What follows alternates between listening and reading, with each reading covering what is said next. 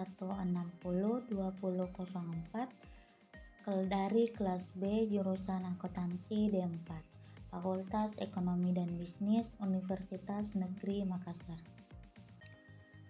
Baik, langsung saja saya akan membawakan materi yang berjudul asuransi untuk memenuhi tugas ujian akhir semester pada mata kuliah Hukum Bisnis.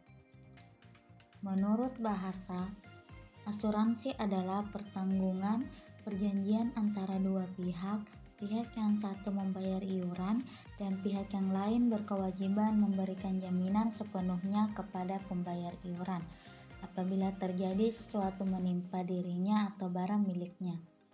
Sedangkan menurut istilah asuransi adalah jaminan atau pertanggungan yang diberikan oleh penanggung kepada yang ditanggung untuk risiko kerugian sebagaimana diterapkan dalam polis surat perjanjian bila terjadi kebakaran, pencurian, kerusakan, kematian, atau kecelakaan lainnya dengan pertanggungan membayar premi sebanyak yang ditentukan kepada penanggung tiap bulan.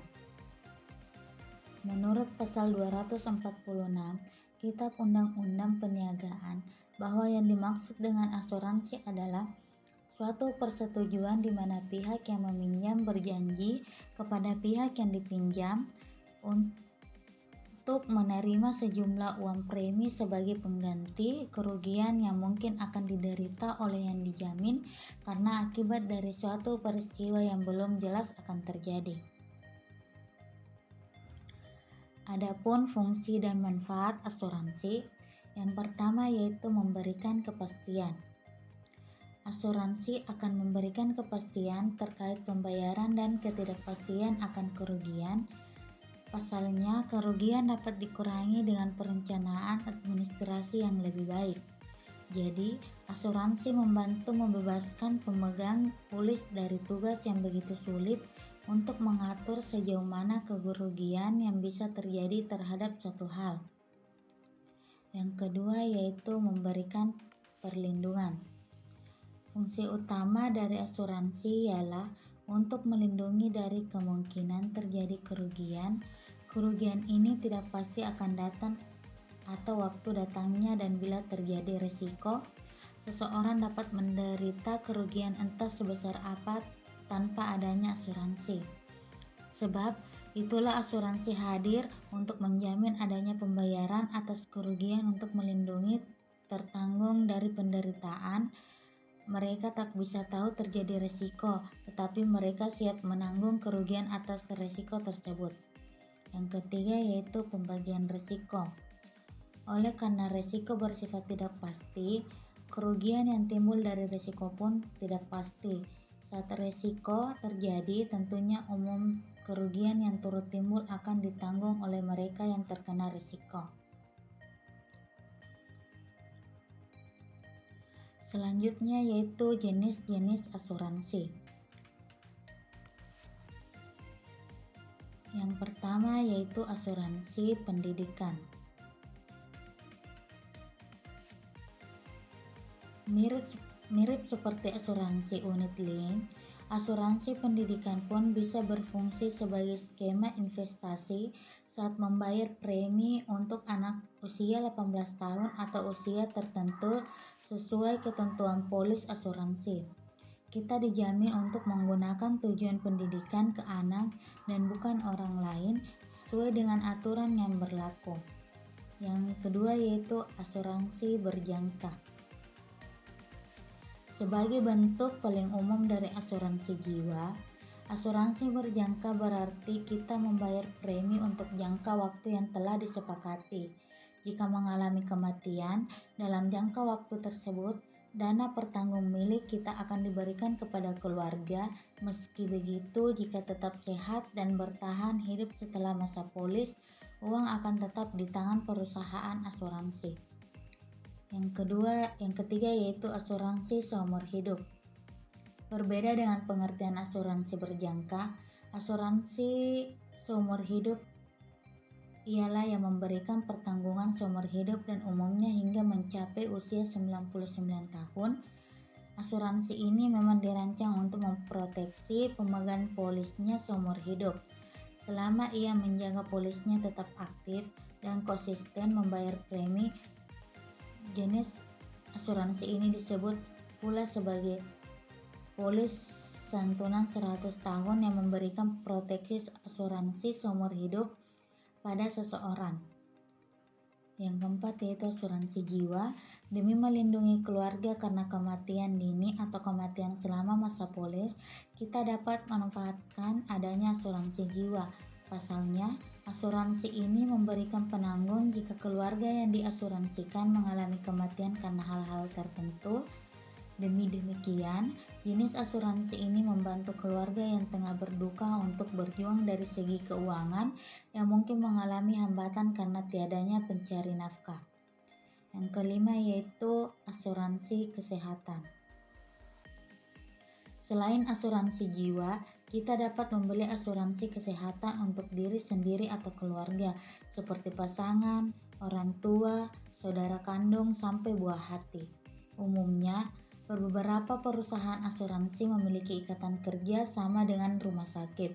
Jadi, kita bisa memakai nomor polis untuk memanfaatkan layanan non-tunai di rumah sakit yang terikat pada kasus lain. Sebelumnya, periksalah cakupan jenis penyakit atau masalah kesehatan yang dapat ditanggung. Tak lupa lakukanlah verifikasi jenis biaya yang ditanggung. Yang keenam yaitu asuransi investasi. Asuransi investasi di mana kita dapat membeli polis sekaligus melakukan investasi. Asuransi unit link termasuk dalam asuransi investasi yang memberikan manfaat berupa proteksi dan nilai-nilai yang berasal dari pengembangan dana investasi sesuai pilihan yang ada. Sama seperti namanya, terdapat dua manfaat dari asuransi unit link, yakni proteksi dan nilai tunai. Jadi premi yang perlu dibayarkan oleh pemegang polis sebagaimana dialokasikan untuk proteksi dan investasi. Yang ketujuh yaitu asuransi unit link. Berikut, asuransi unit link ialah asuransi sekaligus rencana investasi. Dengan membayar premi, kita akan mendapatkan pertanggungan sekaligus pembelian unit ekuitas, utang, atau instrumen lain yang terkait dengan pasar. Asuransi ini berpotensi memberikan peluang untuk menciptakan kekayaan selain sebagai penyediaan jaminan hidup. Yang kedelapan yaitu asuransi kendaraan. Di era sekarang, agaknya asuransi kendaraan merupakan suatu hal yang wajib demi melindungi aset berharga dari kecelakaan atau kerusakan lainnya dan menutup kerugian yang mungkin perlu ditanggung. Terlebih, peraturan lalu lintas pun menyarankan kita untuk membawa surat-surat termasuk asuransi saat mengemudi secara bebas. Yang kesembilan yaitu asuransi kecelakaan. Umumnya, asuransi kecelakaan seringkali disepelekan karena masyarakat beranggapan perusahaan mereka telah memberikan perlindungan atas kecelakaan saat bekerja. Namun pikirkanlah kembali aktivitas dan kondisi kerja kita. Jika pekerjaan termasuk dalam kategori rawan risiko kecelakaan, sebaiknya kita membeli produk asuransi kecelakaan karena risiko dapat terjadi kapan saja, di mana saja, baik saja bekerja maupun di jalan. Selanjutnya itu asuransi hari tua. Usai puluhan tahun bekerja, menikmati hidup ialah impian setiap orang. Misalnya, menghabiskan waktu bersama keluarga dan melakukan berbagai kegiatan sepele atau hobi yang sebelumnya tak sempat dilakukan selama masa produktif pun menjadi agenda penuh nikmat tersendiri untuk dijalani. Yang ke-11 yaitu asuransi perjalanan.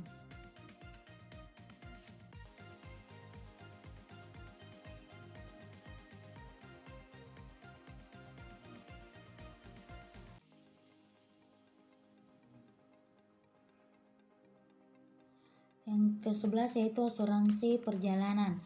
Saat membeli tiket pesawat atau kereta api, kita sering menemukan opsi pembelian asuransi dengan biaya minimal Ada pula opsi membeli asuransi perjalanan jika kita akan pergi ke luar negeri atau sering melakukan perjalanan dengan pesawat. Dengan asuransi ini, kita dapat mengklaim pembatalan perjalanan, penundaan penerbangan, atau kehilangan bagasi.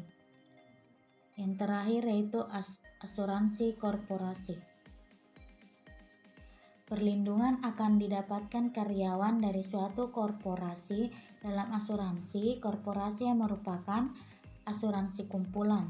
Secara umum, perusahaan biasanya memberikan asuransi korporasi untuk memelihara karyawan mereka sebagai aset berharga terkait keberlangsungan bisnis. Adapun dasar hukum asuransi yaitu peraturan perundang-undangan tentang perasuransian di Indonesia diatur dalam beberapa tempat, antara lain dalam Kitab Undang-Undang Hukum Dagang atau KUHD. Dalam Kitab Undang-Undang Hukum Dagang ada dua cara pengaturan asuransi, yaitu yang pertama pengaturan yang bersifat umum dan yang kedua yaitu peraturan yang bersifat khusus. Pengaturan yang bersifat umum terdapat dalam buku 1 bab 9 pasal 246 sampai 286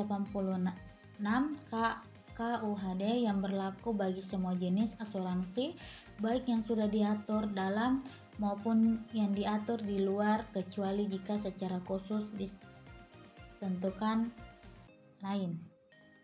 Baik, adapun pengaturan yang bersifat khusus terdapat dalam buku 1 bab 10 pasal 287 sampai 308 Kitab Undang-Undang Hukum Dagang dan buku bab 9 dan 10 pasal 592 sampai 695 Kitab Undang-Undang Hukum Dagang dengan rincian sebagai berikut. Yang pertama yaitu asuransi kebakaran pasal 287 sampai 298 Kitab Undang-Undang Hukum Dagang.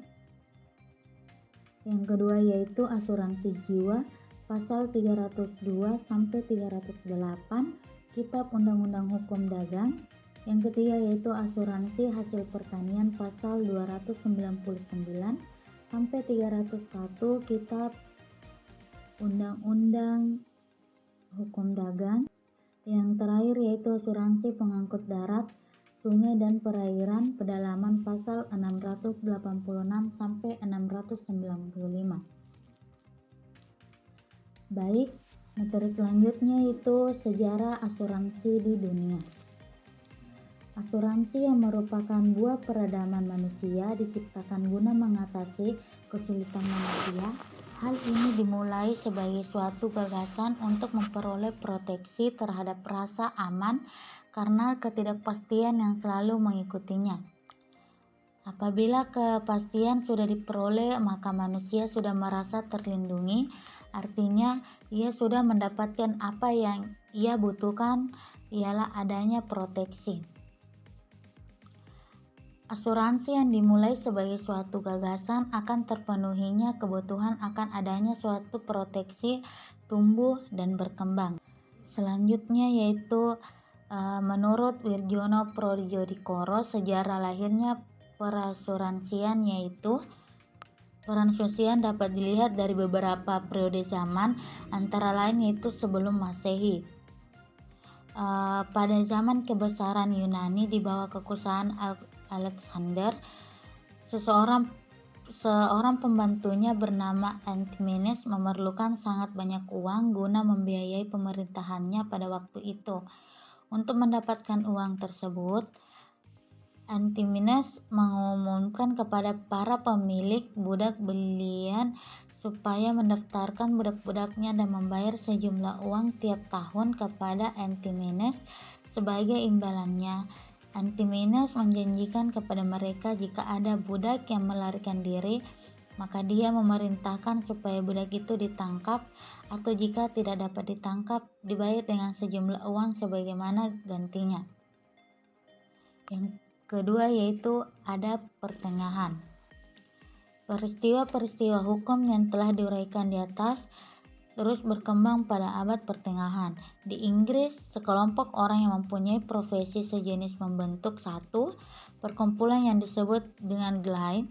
Perkumpulan ini mengurus kepentingan anggota-anggotanya dengan janji apabila ada anggota yang kebakaran rumah, Guild akan memberikan sejumlah uang yang diambil dari dana Guild yang terkumpul dari anggota-anggotanya.